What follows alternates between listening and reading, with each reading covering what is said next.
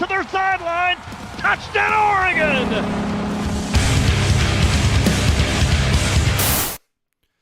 Ladies and gentlemen, children of all wages, welcome back to a special bi-week episode of the Get Ducked podcast. I'm getting some feedback here. Hold on, let me go ahead and turn it off here. Check. Why am I still getting feedback? Check. Again. Hold on. Check. I thought this was figured out before. Hold on. Check. Mic check. 1, 2, 3. Mic check. 1, 2, 3. Oh, there we go. Finally. Still getting used to my new laptop, I suppose. Thought I turned off the speaker for my monitor, and apparently I did not. Okay. Ladies and gentlemen, children of all wages, welcome back to a very special bi-week edition of the Get Ducked After Dark podcast. After dark, as it's almost 9 o'clock, seems like a ridiculous time to be streaming, but as we're nearing the end of the college football Week 10, I believe, weekend, and Game 7 of the World Series between the Dodgers and the Blue Jays. Very bummed that the Dodgers at this point are the only baseball team left that I sort of follow. I have people in my life that are Dodgers fans amongst other fans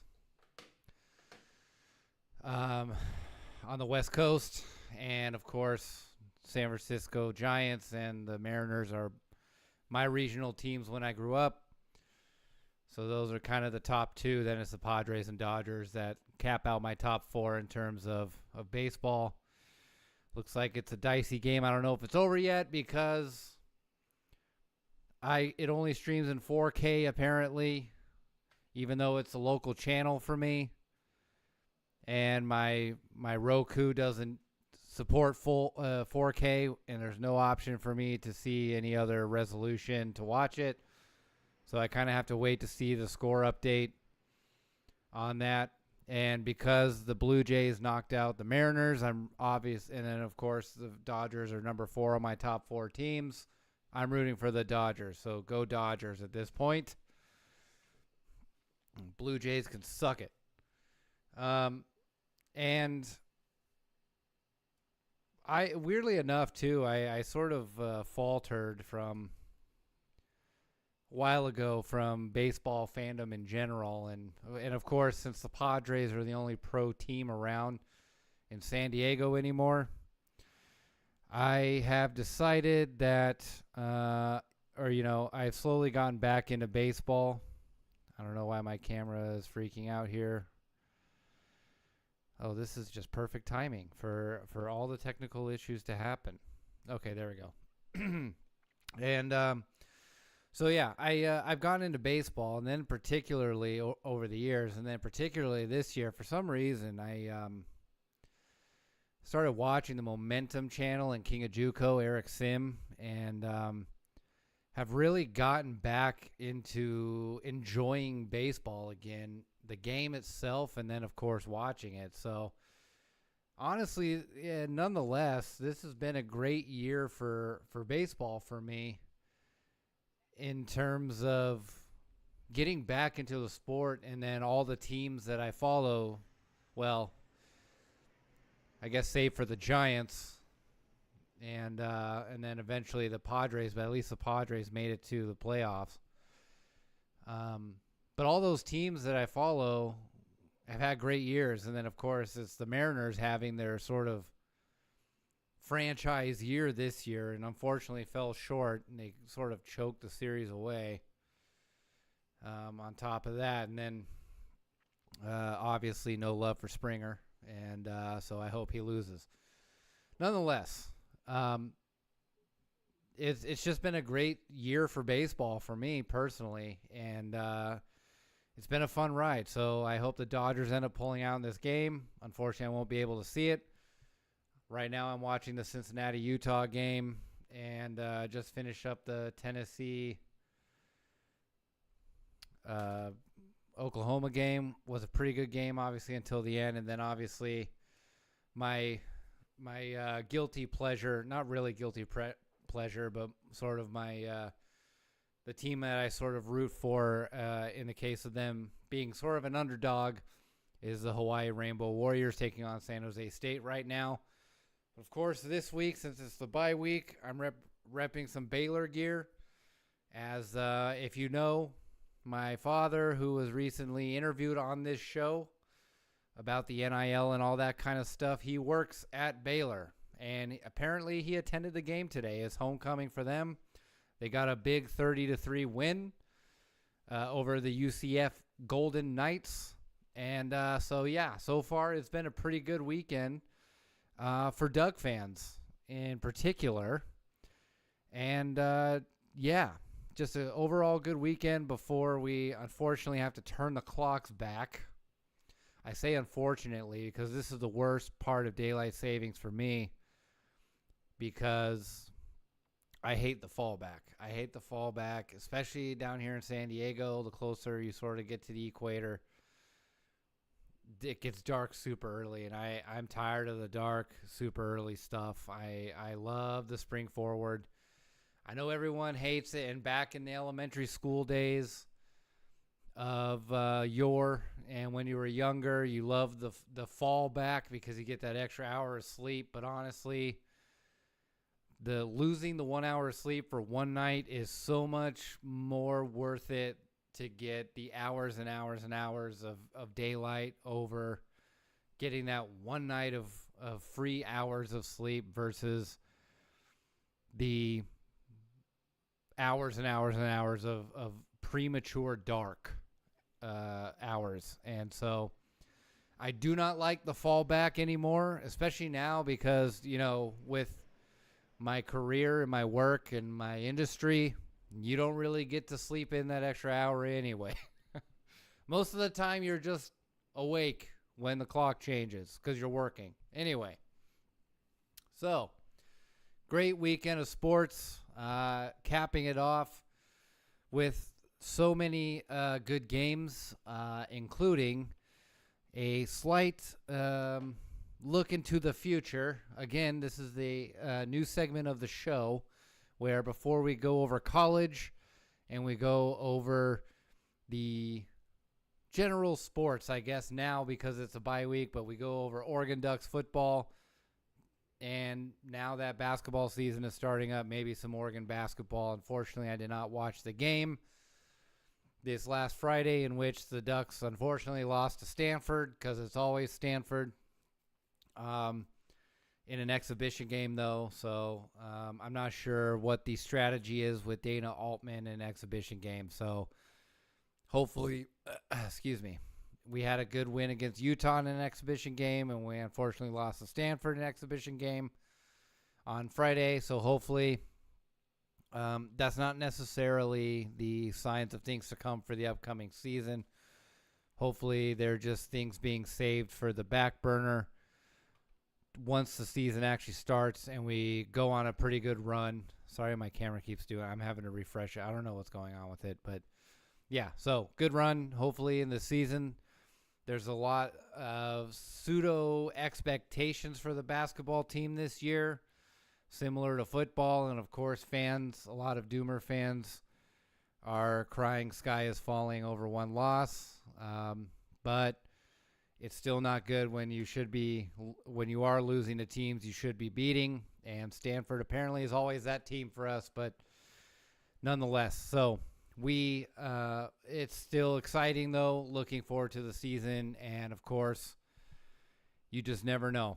It's a long season in football. It's a longer season in basketball. More games are played. And, the roster is looking pretty good this upcoming season for Oregon basketball, so that should be exciting. But without further ado, we will continue forward with the new segment that I've adopted that was backed by unanimous opinion, aka mine. Now that high school football season is here, has been here, and I've been putting on more shows, but unfortunately also this is a short-lived segment, as this last Thursday and Friday was the last season of the regular season before the playoffs in high school football down here in San Diego, and it is still to be determined whether I will be doing playoff football, shooting playoff football. So this could be the last segment of the season for this segment, and it could not be. And of course, next year, next season, you'll get a lot more of this. But this is the future forecast and high school football here in San Diego, where there's a possibility that a number of these players could not only be playing D1 football, but also be playing at Oregon. Now, this game was seniors night at Del Norte, and they hosted the Carlsbad Lancers. And this first TD was a 5-yard play-action pass from Eli McNeil to Mario Anguino for another 6-0 start. They miss a PAT. Mateo Orozco for Del Norte hits a 30-yard field goal to make it 6-3. Mateo Orozco hits another 21-yard field goal to make it 6-6. This was a bit of a defensive battle in the first half, but then the second half, things changed drastically as McNeil goes to Alex Park for a 10-yard TD to make it 13-6. Then McNeil, once again with a big game, hits Ian Wall for 22 yards on a screen pass, and he takes it the rest of the way to make it 20-6. Then McNeil again goes to Travis Jeffrey all the way to the end zone for a 47-yard touchdown. He bobbles it at the end. He fumbles it, recovers it, which ends up being a touchdown, making it 27-6. And finally, Ian Wall again makes it a 34-6 game, taking it 58 yards for the TD to cap off the victory for the Carlsbad Lancers, who are going to the playoffs again, who won 34-6, and they are going to go to the playoffs. The former team of Julian Sayin. That is the future forecast for today. Now, Carlsbad is going to the playoffs. I'm not sure if Del Norte is going to the playoffs. I think they are. This game did have playoff implications. Playoff implications was the term I was trying to find last show. Yes, I do still think of those things every once in a while. Dang, Utah's up 24-7. Nah, doesn't get it. Okay.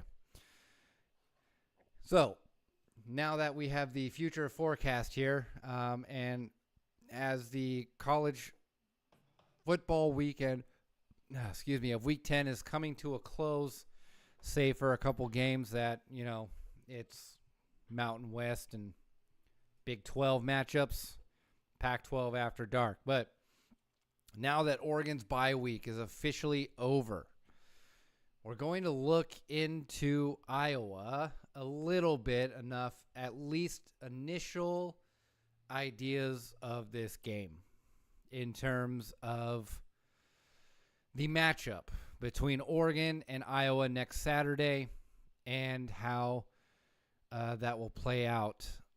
Shoot.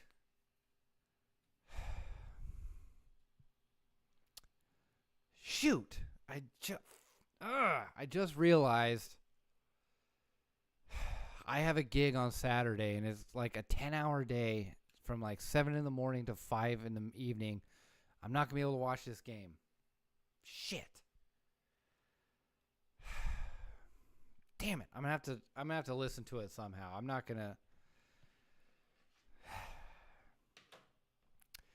You see, this is why I need this to be the primary source of income for me, so I can say no to gigs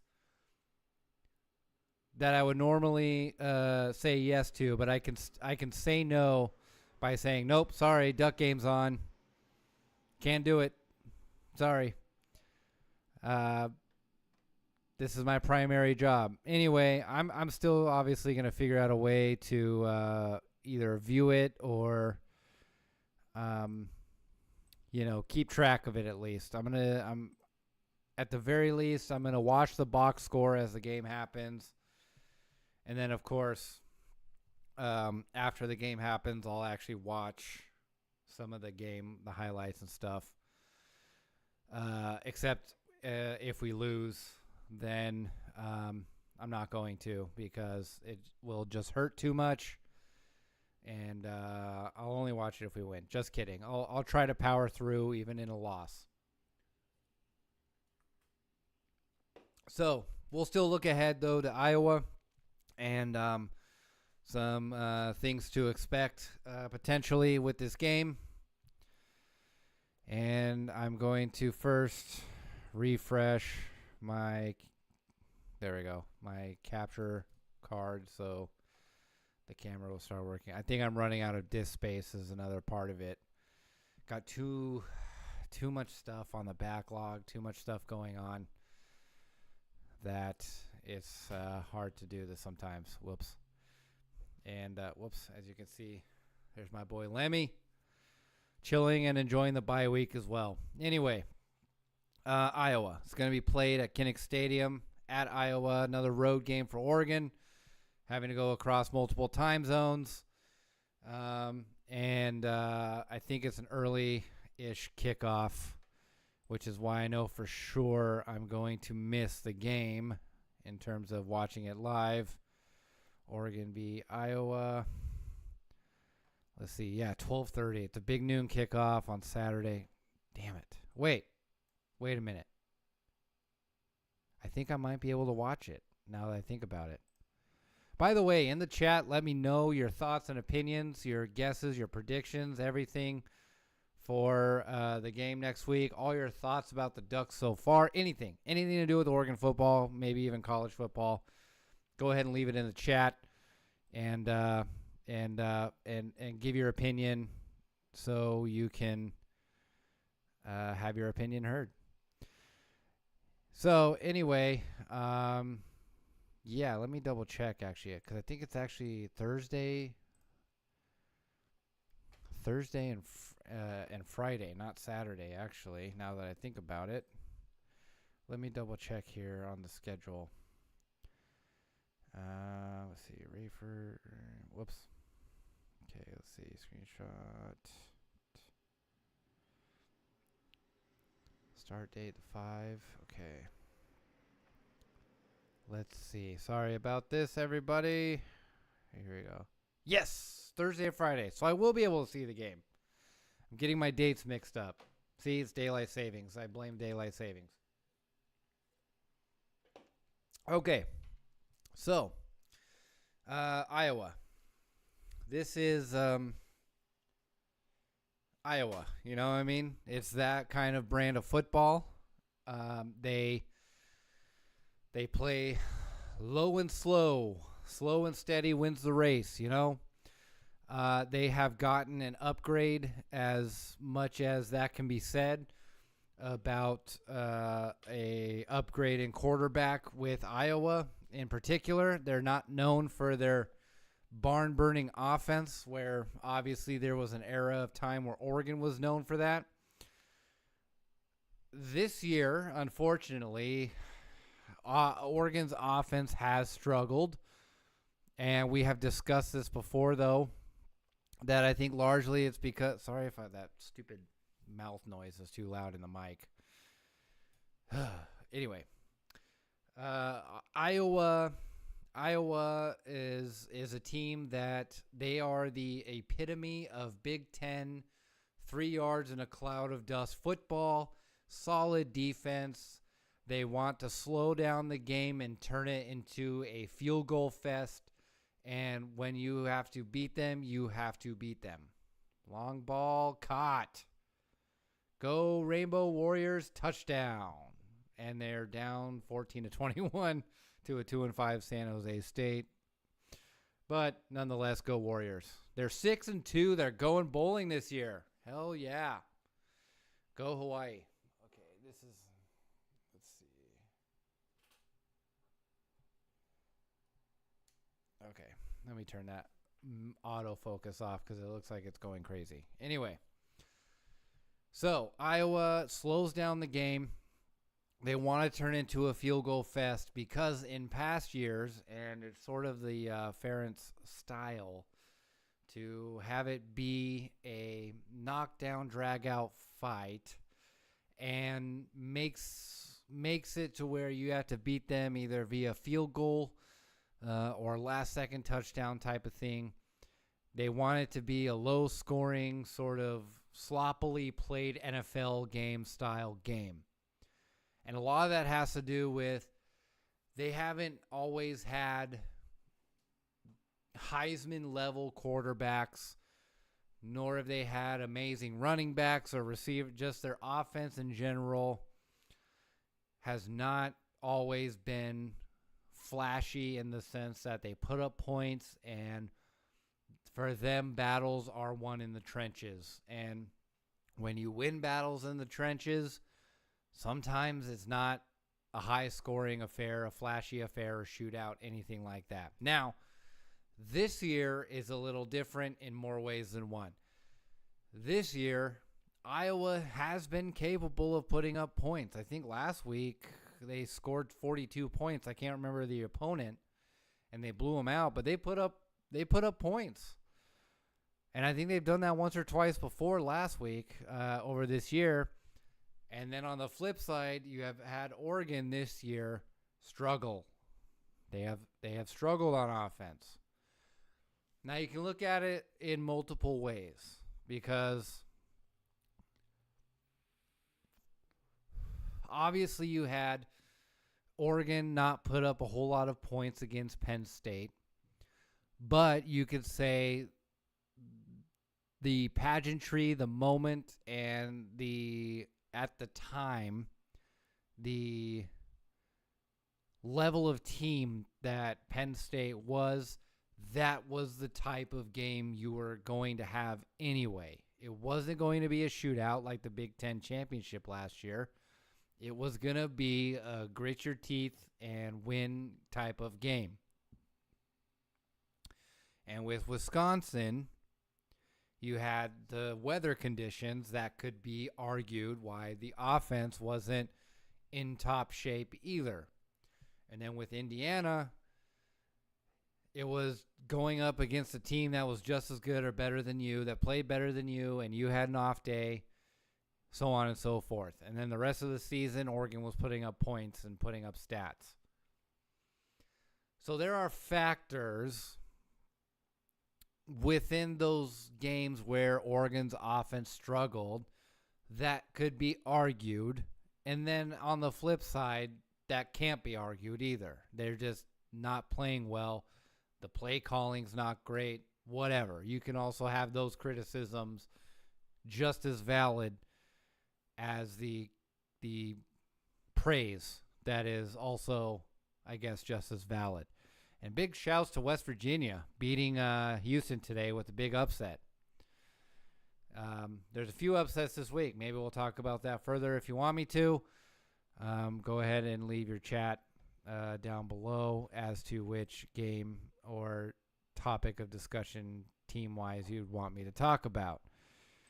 Anyway, yes, so there's those two sides of the coins that are equally justifiable with Oregon's offense in that case. Now, I say, in the sense of this matchup with Iowa, and it's a road game, and frankly, weirdly enough, for as young of a team as Oregon is, Oregon has played better on the road than they have at home, which is weird. With young teams, usually they play way better at home than they do on the road. But it turns out this year it's sort of been the flip side, and that is a rarity with younger teams. Now, if they can put the pieces together at home soon, I hope that comes to fruition very soon. And if those pieces are brought together in those ways, then look out, even more so. So with Iowa's style of play versus Oregon's general style of play, the stereotype even in an era, 3 eras away from Chip Kelly and Mark Helfrich, Oregon is a high-powered offense, right? High-powered offense. You hear that all the time. However, during Oregon's struggles, they are struggles, yes. But I sort of touched upon this when after the Penn State game was Penn State was trying to slow the game down because Northwestern sort of had some early success against Oregon doing that, but also that, especially with Stanford over the years and the decades, that was always the blueprint to beat Oregon. Slow the game down, take away time of possession.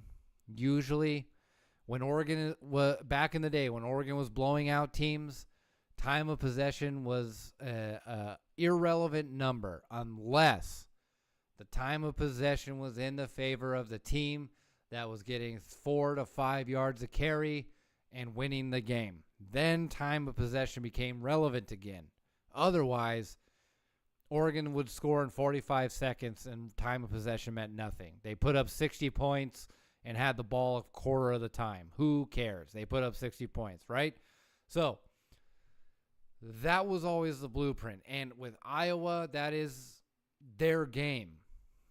They want to run the ball 3 yards in a cloud of dust, control time of possession, let their defense pin their ears back. Also, shout out, to SMU that beat Miami today and knocked them out of playoff contention. There's Cristobal for you. Sorry, guys, but that's just what it is. Cristobal. Duck fans have tried to tell you forever that Cristobal is going to Cristobal. And it wasn't all bad that he left. Like I said, I have a relatively objective view of Cristobal. That's all I have to say. However, so Iowa style of ball. I know I'm all over the place right now, but I'm watching highlights from this end because we'll get to this actually. So let's start with Iowa and Oregon. So the idea of the blueprint to beat Oregon seems to play in Iowa's hands completely. Slow down the ball, or slow down the game, have the ball more in time of possession, and get stops on defense. Now, what you would call offensive struggles for Oregon, and I'm not going to sugarcoat it, the offense has struggled many times and plenty of times over the course of the season, just as much as they have thrived. Now, putting that aside, what kind of game are you playing? Now, Oregon's biggest struggles back in the day having those games was because they were a shootout team. They were a team that relied on quick scores and just running the other team out of the stadium before that other team could catch their breath and understand what's going on. That when people have been able to beat Oregon back in the day, they were able to get their bearings and control things of what's going on. That was always the Achilles heel of Oregon. Now, Oregon now seems to be trying to find that balance where if it's a shootout, we can still keep up in a shootout and beat you in a shootout. If it is going to be a field goal fest, that's fine. We're going to beat you then too. We know how to adapt, and we know how to understand and adapt to a slow game. And like I said before, that's sort of what the Penn State game proved, where that game was going to be slowed down. It wasn't going to be allowed to get out of Penn State's control to have Oregon run away with it. And Oregon said, all right, we can play this game too. And they did, and they were successful in that. Last week with Wisconsin, the rain and conditions didn't stop Oregon from playing Oregon football in the way that Oregon is branded as a football program now. Back in the day, that could, in a Chip Kelly era, that could have been easily an Oregon loss. Because it's like, now Oregon in the Chip Kelly era had good running teams They got rushing yards, but what I'm saying is Oregon, as they are now, can prepare for things to get in their way and be able to circumnavigate those things getting in their way. In previous eras, a monsoon like that with crazy wind, Oregon would be screwed. They wouldn't be able to throw the ball, which means they'd rely on the running, and then suddenly they wouldn't be able to run the ball, or they would fumble the ball a number of times to end up losing that game to Wisconsin. Because again, Wisconsin likes playing that game as well. They trust their on paper not so talented, but actually talented, stingy defense, right? Oregon in that game was able to say, you know what? We're not going to be able to put up 50 on Wisconsin, but we know how we are going to win this game, and we know that we can execute this game. Guess what? You know what? We're just going to give it to our studs in the backfield, and we're going to win this game on the ground. And we're going to have our offensive linemen finally get their heads out of their butts in the second half, and they're going to win this game for us. It's been very, very rare that Oregon has been able to put together a program that can do those things. It's either one or the other. All in, all out. It's one extreme or the other. Oregon has enough of that balance. So, as far as Oregon versus Iowa, where this matchup could be where Iowa's going to slow the game down, rely on their defense to get stops for their offense to get enough tries to win the game by a touchdown or a field goal fest, whatever it is. Oregon can reciprocate that and trade punches in that style of game too. So this matchup isn't necessarily as lopsided as a lot of people in the media would have you think. So with that particular angle, this game doesn't scare me. However, this game also does scare me in those same ways. One of two things. First, let's talk about this being a bye week. Oregon so far has had a not great track record of coming off bye weeks. This needs to be the game where that changes, where the bye week is used as rest, not developing rust. Use it as a way to actually prepare and not get soft on your game plan, and utilizing travel in a wise way. This is the bye week that needs to make sure that the bye week issue changes in Oregon. However, that hasn't happened yet, and we don't know if it's going to happen yet until the game is played, so that part also scares me. And I believe Iowa is also on a bye week, and we don't know how they handle their bye weeks as a program. The other thing that scares me is, yes, the same way that Oregon could benefit from that play style difference, it could also hurt them. Where the game does slow down, and while Oregon generally can adapt, they don't. That could be an issue, especially if it's an away game and the crowd starts to believe, the other team starts to believe, it could roll downhill very fast. Also, it is the circumstance of it being now, it's November football. It's a new season now, especially after a bye week. It is 0-0 on the season. It's a new season. And with the way things are looking as far as the conference and the national sort of view is going in college football, it is very likely, in fact, highly probable, that Oregon now has to win out. So, Iowa is the quintessential, stereotypical trap game. And this was also a trap game people saw at the beginning of the season as Duck fans. This could very well be the trap game of the season. It has all the ingredients of it. So, while there are factors that are in Oregon's benefit to win this game, those same factors that are a benefit could be the punishment, if you will.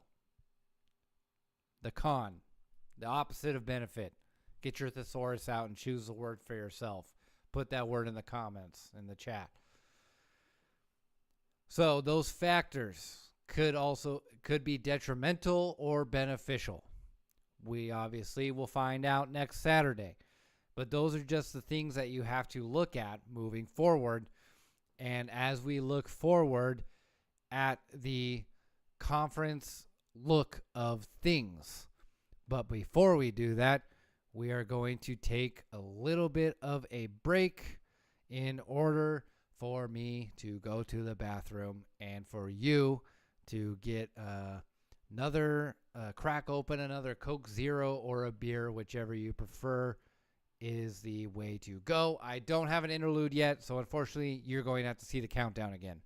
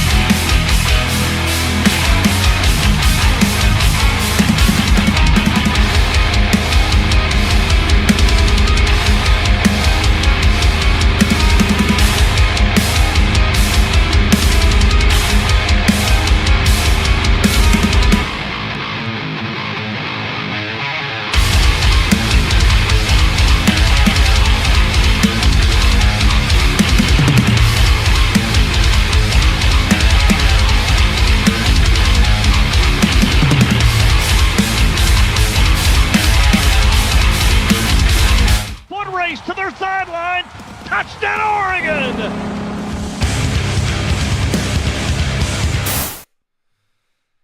Hello. Welcome back, everybody. Man. You know, I'm just gonna mention an aside here real quick. And yesterday, as I've told you last episode, I am in the process of dieting.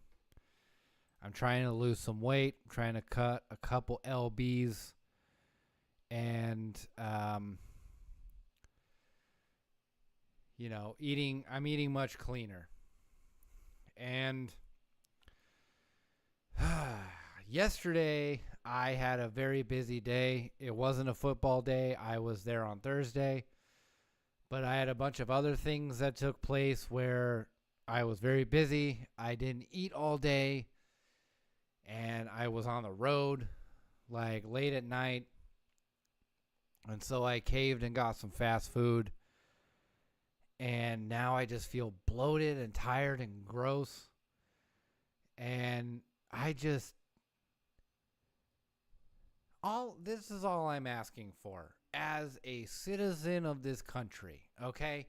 I understand it is hard, very difficult to make fast food healthy, and that's not what I'm necessarily asking for. There is a level of decadent food that's just decadent because it's that style of food. I understand that, but for love of God, can we please, I can't imagine. Other countries, they'll eat pizza and they feel fine, whereas I eat pizza over here, I feel like I'm on my deathbed. I feel sick. And people will eat tacos or burgers. Like the food, I live in San Diego. I eat food in Mexico. I eat the same food in Mexico that makes me sick in the United States, and I feel fine over there. And I'm not trying to go too crazy tinfoil hat or whatever.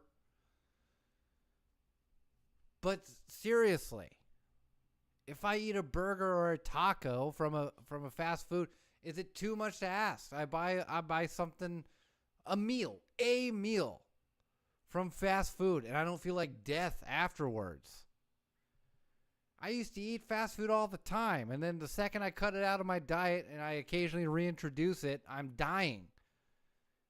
Now imagine what it was like when I was eating it all the time. What about the people who still currently eat it all the time? Like, it wouldn't kill you to have the food actually be food. It certainly would kill us. There's no reason there should be an Elder Scroll of I don't know if that's the right reference, but a Dead Sea Scroll of ingredients for a hamburger with bread,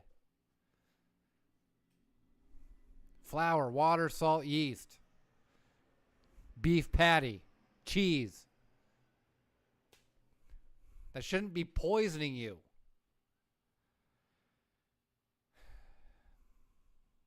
And as you can see, I'm grumpy because I ate that food, and now I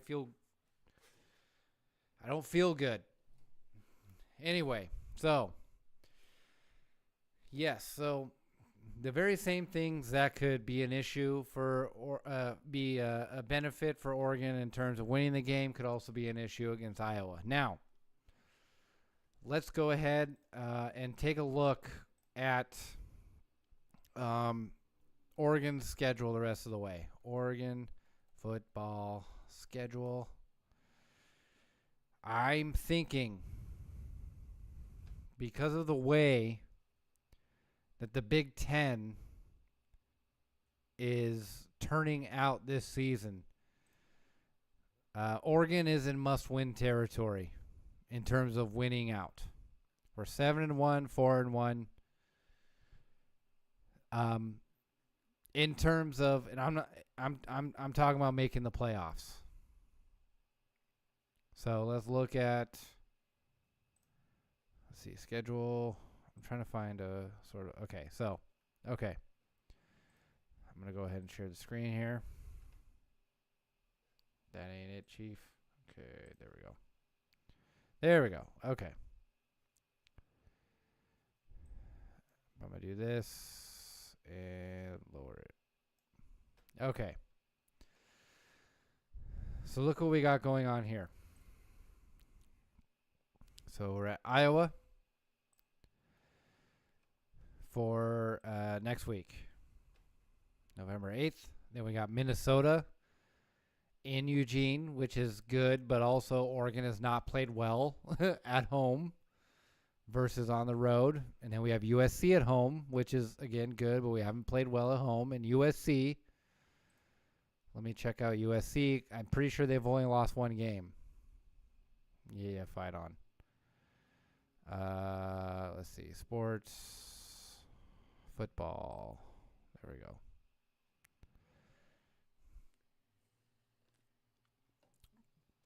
Okay. What is... Yeah, 11 times national champions and all that. Full schedule. Here we go. Yes. Okay, so they are 6-2, but 4-1 in conference. They very much have. They're very much still in the running to at least somewhat be in the running. At wow, they barely beat Nebraska. They ended up winning over after all. Okay, but at one loss in the conference, it's not completely out of the question as it stands right now that they would be in talks about the conference, right? They could win out, beat who they need to beat, who they got left. See, Northwestern, Iowa, Oregon, UCLA. Very possible for them to win out. And depending on what happens with Ohio State and Indiana, very possible that they could find themselves in the Big Ten championship in some capacity, win it, and go to the playoffs. Minnesota, I believe, won today, so I can't remember if... Let's see, if they have 1 loss, 2 losses. Let's see, teams, football.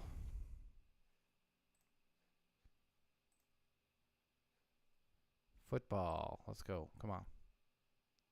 Okay, 2 conference losses. 6-3 overall. So they're not necessarily in the running for anything with any sort of consequence. They're bowl eligible, but largely they have nothing to lose, and they would have enough. They have not enough to lose that they could play spoiler to Oregon. They are a solid team. I'll just put it that way. They're not a bad team, and it's a Friday game apparently, which is super fun. So, going through this, though. No Iowa ultimate trap game as it stands right now. Ultimate trap game. And I'm not sure what their record is. Let's take a look here just really quick. Again, I'm not trying to record count, but this is sort of just informs the team's trajectory and stuff. So, okay, 6-2, 4-1 in conference. So, unlikely. They are good enough to have that record in the conference and overall. They're probably not going to go to the conference championship, but if they were to win out, they would be going 10-2, which means they would be in conversation for the playoff. Minnesota's out of the playoff, but they're being successful to the point where they're good enough to be spoiler. USC, again, has a chance at the playoff. 6-2. 4-1 in conference. They have a long shot, but a shot to be in the conference championship. And for sure make the playoffs. Save what happens to Ohio State and Indiana. And then, of course, we have the Fuskies. I believe, obviously, as it stands right now, this might be a playoff implication game. But let's just take a look at their record and so on. Montlake. Come on. Schedule. Okay. Your website is horrible, but that makes sense because you're Washington. Okay, they are 6-2. 3-2 in conference. They're not making a conference championship. But if they were to win out, that could be a question of whether or not to go to the playoffs. They'd be in the conversation. And their schedule, let's see, November, let's see. They had a bye week as well. They play Wisconsin. Maybe. Then they play Purdue, UCLA, and then Oregon. They literally could win all 3 of these games, and playing Oregon would be a playoff elimination game, especially if Oregon drops one of their games to any of these teams. And, of course, Washington would love nothing more than to be the spoilers, to beat their rival in Oregon, the last game of the regular season, and knock them out of the playoffs.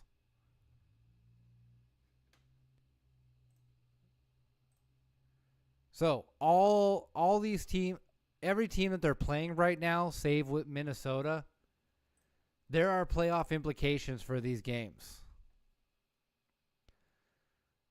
So the margin of error in terms of losing one of these games is very, very, very slim, if not a complete winning out of the month of November for Oregon to make the playoffs, if that is a thing.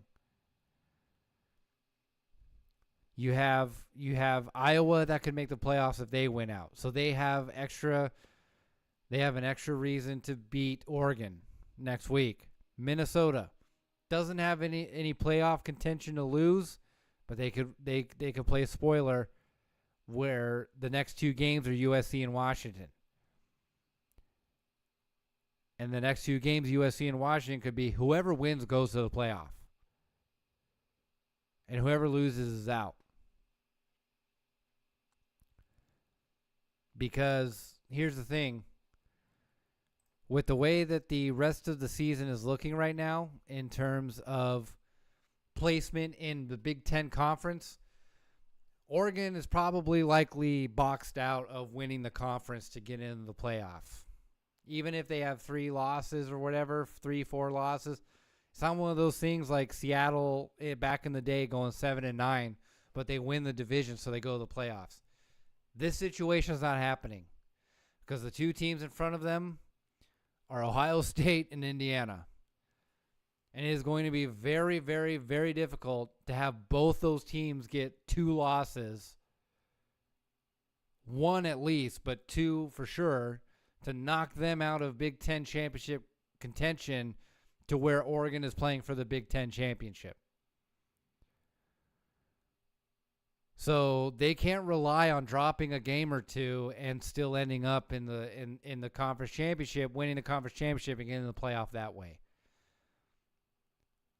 They don't have the safety net of winning the conference to get in. They're going to basically have to win out to get in. And now the schedule is sort of backlogged because we see how Washington is now. We see how USC is now. And then you have the trap game in Iowa and Minnesota being not a bad team.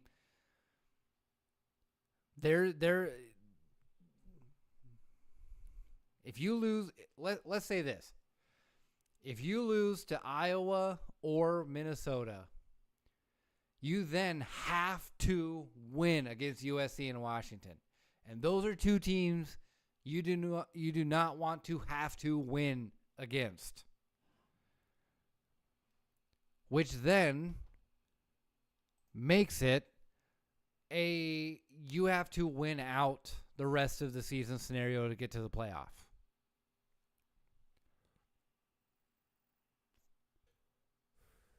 So we will see how it goes. We could have an epic collapse of Indiana and then meet Ohio State in the Big Ten championship and pull off a miracle against Ohio State and get in that way. I'm not going to try to bank on that and hope that's the scenario. That's just what I'm going to say to that.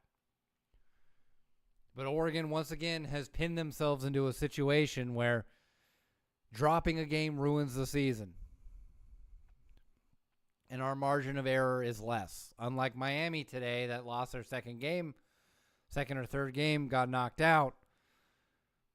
They were still in it. You know what I mean? You know, back in the days of the Pac-12, you know, the last year of the Pac-12, Oregon still could have gotten the playoffs if they beat Washington in the championship game, even though they dropped one to them earlier. And I believe that same year was the year that they also lost to Georgia.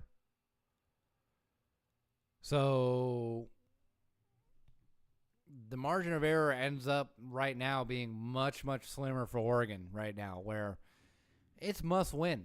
Now you got a young team, and you got a quarterback that has, of last week, officially started a full college season in his career.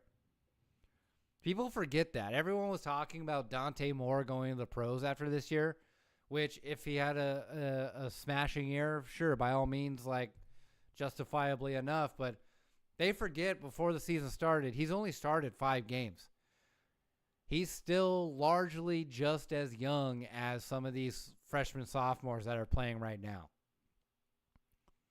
He would greatly benefit from another year at Oregon, for sure. For sure. And he should stay. And I trust that he's a smart and mature enough person, considering his previous actions. He's a very smart, mature guy. He's probably going to do that. So, but also here's the thing too. So, again, the objective of every season is just get into the playoff. Just get there. Then try to take care of the rest once you get there. Find yourself in a hot streak once you get there. That is the objective of the team this year for sure. Because it's not expected. We're definitely not going to be a top seed like last year. We're not going to go undefeated like last year.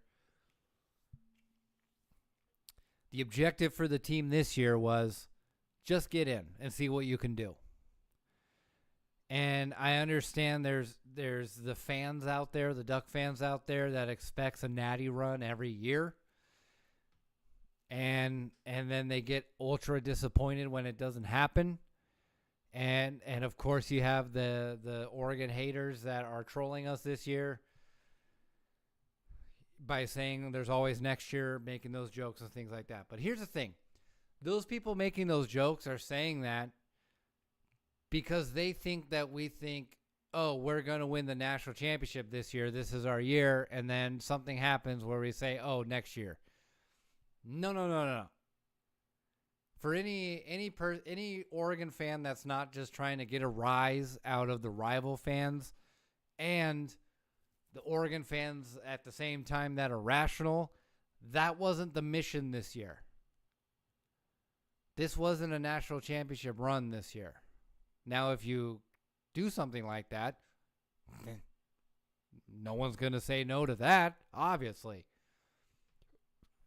But the objective of this year was not a national championship run, say like a Penn State does or did this year. We were not in the same situation as Penn State this year. We're too young for that. And it's just unfortunate because you have Ohio State right now that is pretty young too. It's a pretty fresh roster right now. And they're playing like they're playing. So it's like, why can't Oregon be like that? You know what I mean? Type of thing. I think obviously all roads lead through Ohio State right now. For sure. I think if Ohio State and Indiana play, Ohio State's winning. They are the epitome of reloading, not rebuilding. They totally reloaded. Most so with Matt Patricia at defensive coordinator after getting rid of Jim Knowles. It's like us getting Lanning after Cristobal left. That's Ohio State and getting Matt Patricia after Jim Knowles left. And so the expectation, though, for Oregon this year was just getting good playing time, development, learning experience for the young guys.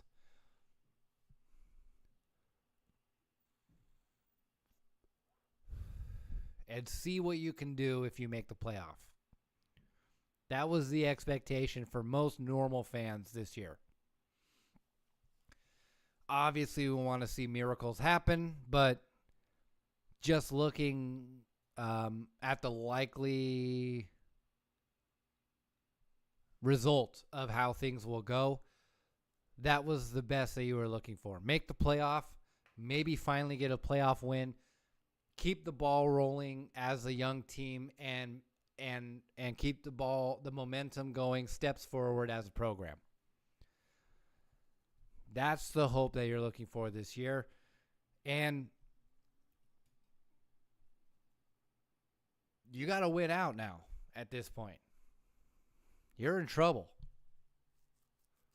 And not necessarily in a bad way. I'm just saying every game from here on out is way more important than even last year in November. Because now it's win out and go to the playoffs, and win out, and the winning out has got to be against rivals outside of the trap game. So Oregon's got a bit of an uphill battle this month. Every game is going to be an issue, for sure. Are they capable? I definitely think so. They just got to execute on that capability.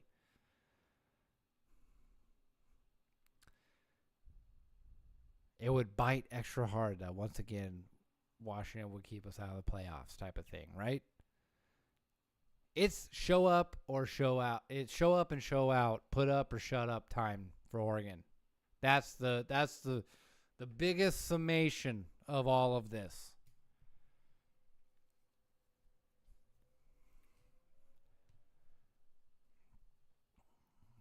Because again, it's Indiana and Ohio State at this point, especially for sure in the Big Ten.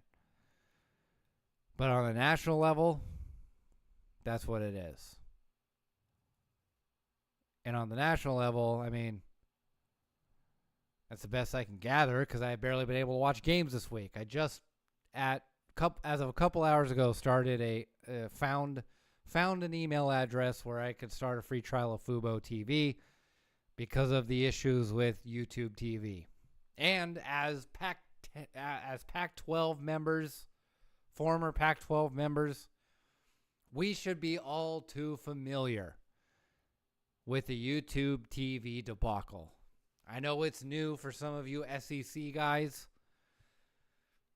but the Pac-12 guys are all too familiar because stuff like this is basically what killed the conference. Now let me start off by saying this. Everyone the past couple years has complained about streaming services.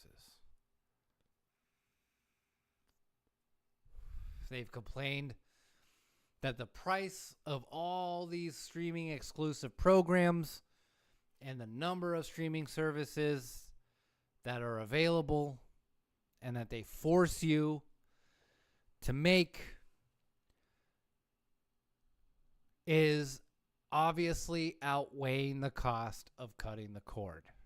Now, one, I think this was kind of a brilliant move by cable TV that they obviously, as of recently, haven't been completely successful in boxing out streaming services and live sports, but they did it long enough where it became a costly thing to happen.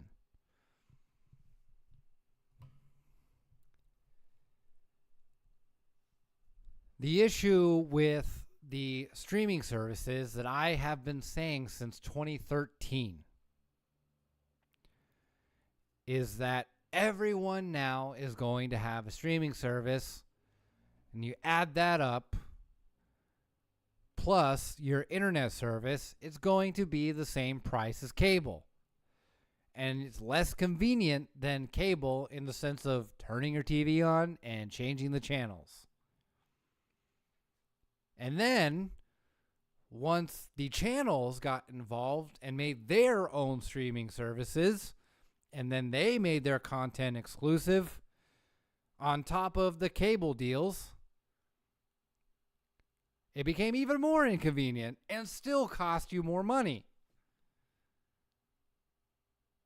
So I've been saying this for like 12, 13 years.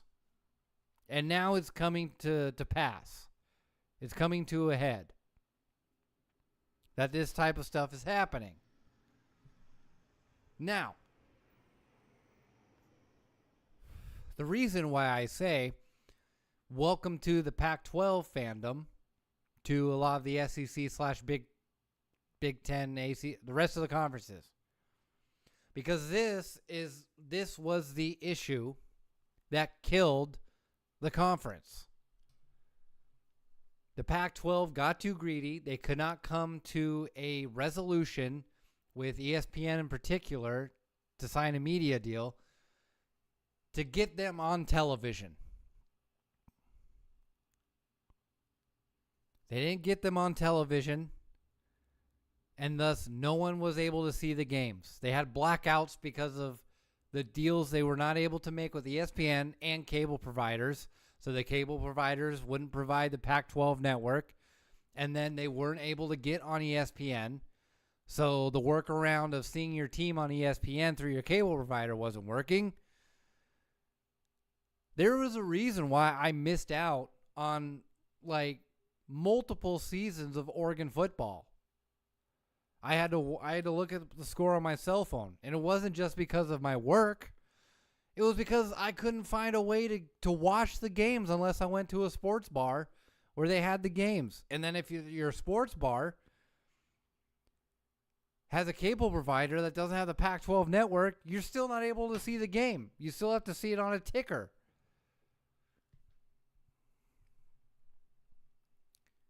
So this YouTube TV thing this weekend is exposing a lot of what a lot of people in my situation, because it wasn't just me that was seeing the writing on the wall of all these streaming services completely negating the benefit of cord cutting. I wasn't the only one. Other people saw it too. I think it's exposing that even much more just to the normie sports guy fan base, because a lot of other people who are Star Wars fans or the whatever, the stuff that's Disney Plus exclusive, all that kind of stuff, they were seeing that a little while ago and saying something about it. And now the normie sports people, are seeing it.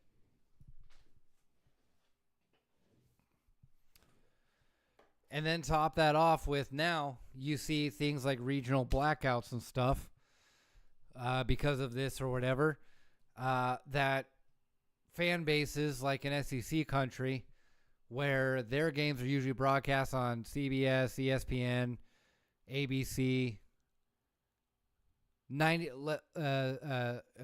CBS Sports. I think I already said CBS, or NBC, whatever. Just the majority major broadcast companies that are either on antenna television or the most basic of basic cable. So they have never had to experience their conference or teams being blocked out nationally because a media conglomerate could not get an agreement with the provider distribution conglomerate. I'm hoping this changes. I'm hoping this starts a change. One, cable companies have a very rare opportunity with the digital revolution. The digital revolution. I heard that phrase way too many frickin' times since 2007. The internet changes everything, man. Get with the times. The cable companies have a rare opportunity right now to undo that. Undo the damage that they allowed to be caused by these streaming platforms. It's sort of what I say. I'm going to tell you a little story. I'm sorry to go too deep into this, but again, somebody out there, whoever you are, leave a comment in the chat. Talk about what you want. Anyway, so I'm going to tell you a little story. I almost forgot the story.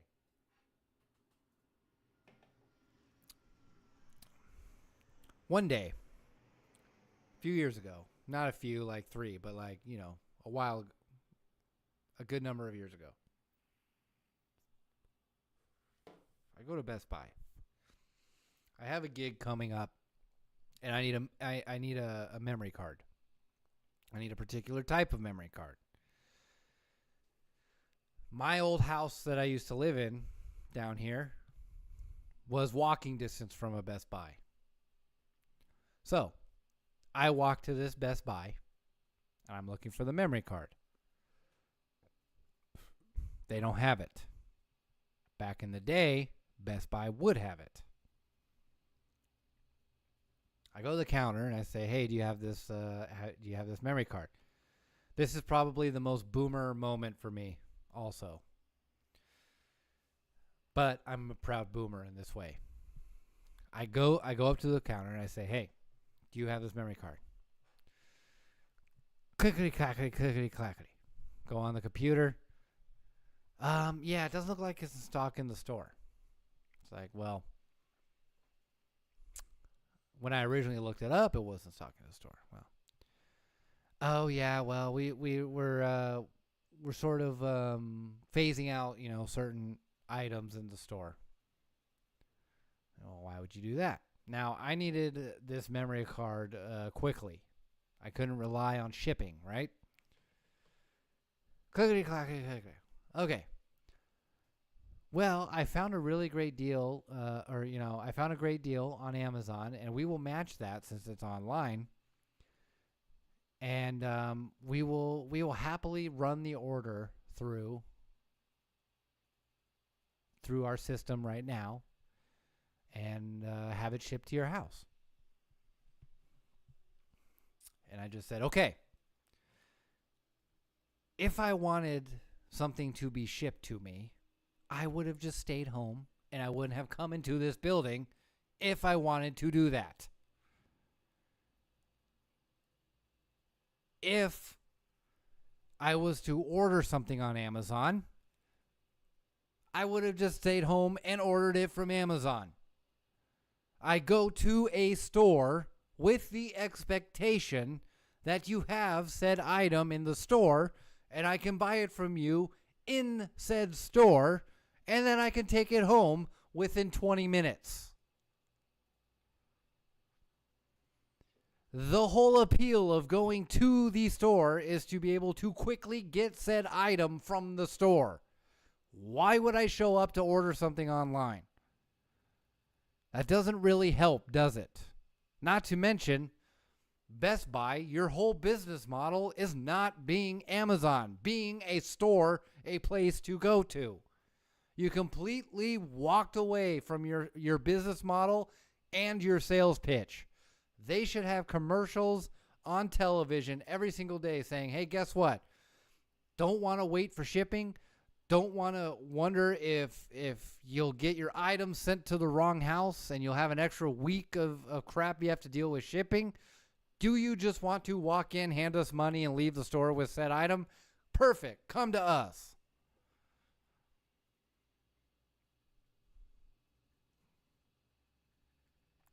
Streaming has gotten so inconvenient that it's sort of horseshoe theory its way back around, where cable companies have that pitch now. Tired of paying $40 for this streaming service, $60, $70 for this one and that one, $80, $90 for the whole thing, blah, blah, blah, for a pseudo cable provider? Why are you spending $100+ on a streaming service that's basically acting like the cable company, the same cable company of which you buy the internet from? Where instead, the cable company can say, hey, guess what? One bill. We will provide you internet that you pay for, and we will provide you cable that you pay for. And all you have to do is turn your television on, switch channels, log on to your email on your computer, and do your internet stuff that way. 2 steps of all the convenience in the world for one price. We'll handle the rest. That is the rare opportunity that cable has again right now as it stands. Because it has become so completely inconvenient after all this time. These digital revolution guys sold you on the idea of convenience. And it's only convenient for one person, them.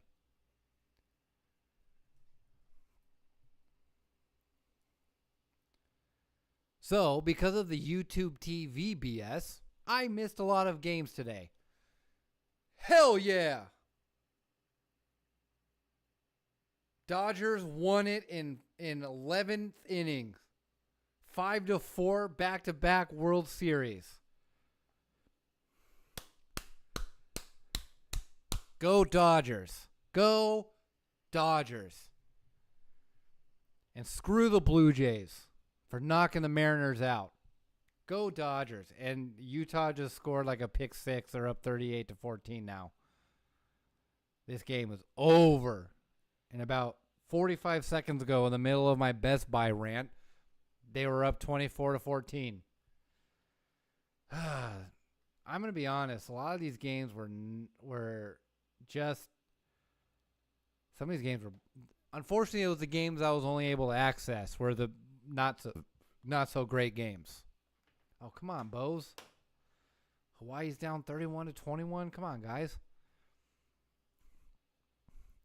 Yeah, the unfortunate thing is the games that I was able to watch weren't the good games. All the good games were blacked out games. Until I got Fubo again on a different email. So I didn't have to pay hundreds of dollars again. It's like $90. This is crazy. This is crazy town, and we all bought into it.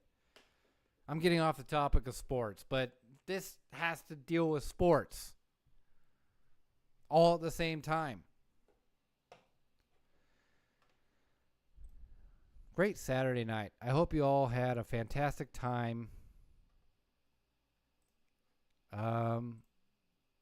This weekend, this Halloween weekend, unfortunately, I was working from home, but working on my stuff that I was not able to fully embrace and celebrate Halloween like I usually do, but it is what it is. At least I was able to work to the point where my recovery day from football season was yesterday and not today, so I can be here today. So this is going to be a very exciting stretch of games as an Oregon fan, no matter what. And these are very consequential games and a consequential stretch of games as well this season. November football, baby. This is what it is. Granted, this is not our first rodeo in November football, but it's still just as nerve-wracking. So I am nervous about Iowa, for sure. I am nervous about this game in particular.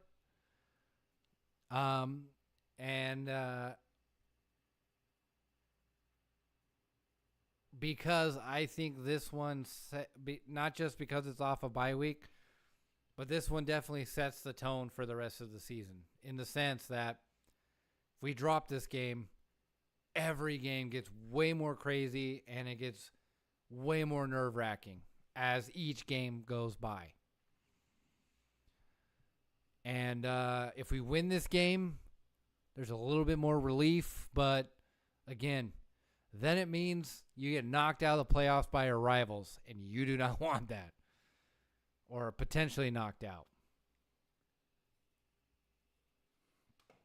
So, I think that is just about all I have for this episode, this stream. I don't have a lot of chatters in here that can add new topics of conversation. So I'm just going with what I have on my rundown in terms of the topics. So there's really not a whole lot more to say about this, especially because it's a bye week. It's a slow week. I've already sort of discussed the Brock Thomas, Dan Lanning stuff. Unless someone provides another point of contention for me, I don't really have much else to say other than what has already been said. And I will obviously come later next week or later this week with more stuff. And, of course, we will then move forward and talk about the games when they're actually played. And, obviously, there will be more stuff to talk about once Oregon plays again. And maybe I'll do some basketball in between then. I got to check the schedule on basketball to see where things are going on that front. But yeah, that is just about all I have to say. And I think the only thing that is left to say is I thank you guys very much for watching, and I will see you on the next one. One race to their sideline. Touchdown, Oregon!